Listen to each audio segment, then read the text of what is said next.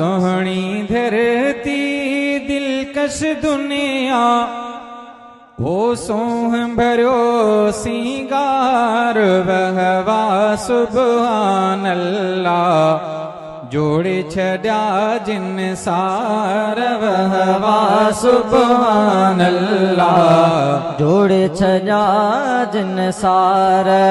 سوہنی دھرتی دلکش دنیا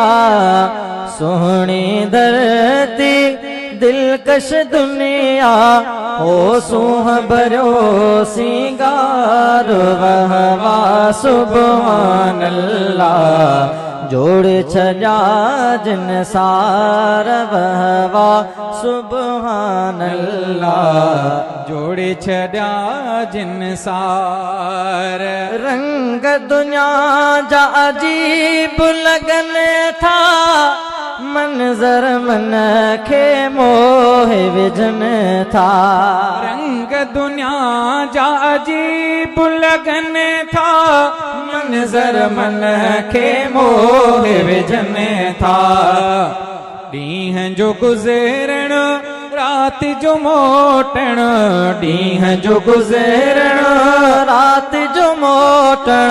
ہو چندر جی چمکار وہوا سبحان اللہ جوڑ چھڑیا جن سار وہوا سبحان اللہ جوڑ چھڑیا جن سار موسم کی ونے تھی مٹ جی وण تھا وننے میں ونے سانبھر جی موسم کی ونے تھی مٹ جی وण تھا وننے میں ون سانبھر جی کاتھے سردی کاتھے گرمی کاتھے سردی کاتھے گرمی او کاتھے مند بہار وہوا سبحان اللہ جوڑے چھڑیا جن سار وہوا سبحان اللہ جوڑے چھڑیا جن سار وہوا سبحان اللہ جوڑے چھڑیا جن سار سمندر ندیوں دریا وہن تھا بادل بھر جی برسی پون تھا سمندر ندیوں دریا وہن تھا بادل بھر جی برسی پون تھا میہ وسن تھا گاہ فٹن تھا میہ وسن تھا گاہ فٹن تھا وہ دھرتی کرے سینگار وہوا سبحان اللہ جوڑے چھڑیا جن سار وہوا سبحان اللہ جوڑے چھڑیا جن سار سوہنی دھرتی دلکش دنیا سوہنی دھرتی دلکش دنیا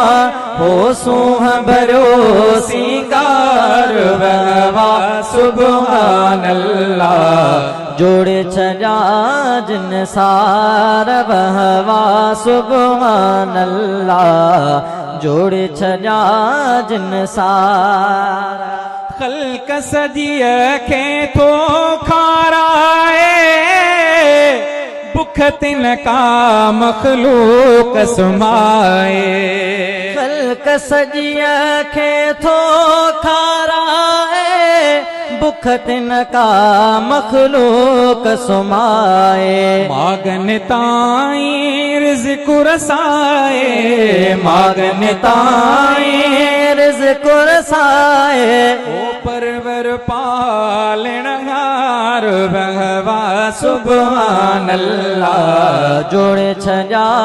جن سار وہوا سبحان اللہ جوڑے چھڑیا جن سار حمد بیان کرے تو ہر کو